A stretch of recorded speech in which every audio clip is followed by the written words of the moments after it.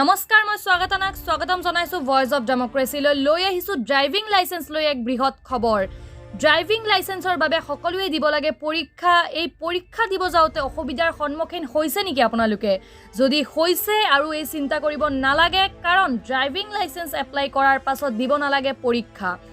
1 জুলাইৰ পৰা হাল হলনি কৰা হৈছে নীতি নিয়ম জনাইছো আমি ভয়েস অফ ডেমক্ৰেসি সকলো ৰাইজকে দিব নালাগে লাইসেন্সৰ বাবে কোনো ধৰণৰ পৰীক্ষা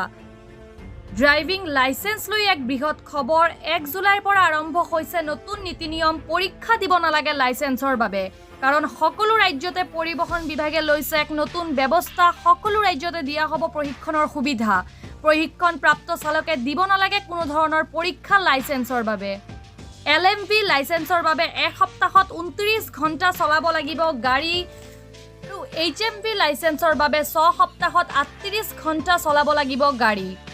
28 দিনত শিকিব লাগিব ড্ৰাইভিং প্ৰতি 5 বছৰৰ মূৰে মূৰে কৰিব লাগিব লাইসেন্সৰ নৱীকৰণ সকলোকে জনাইছো এক বৃহৎ খবৰ ডিটিও অফিস বা কোনো ধৰণৰ চৰকাৰী কাৰ্যালয়ত দিব নালাগে লাইসেন্স 28 দিনত শিকিব লাগিব গাড়ী মটৰ চলোৱা সকলো ৰাজ্যতে প্ৰযোজ্য হৈছে এই নীতি নিয়ম আমি আপোনালোকক পুনৰ জনাইছো লাইসেন্সৰ বাবে লাগু হৈছে নতুন নীতি নিয়ম 1 জুলাইৰ পৰা আৰম্ভ কৰা হৈছে এই নীতি নিয়মসমূহ পৰৱৰ্তী খবৰৰ বাবে চাই থাকক ভয়েস অফ ডেমক্ৰেসি ধন্যবাদ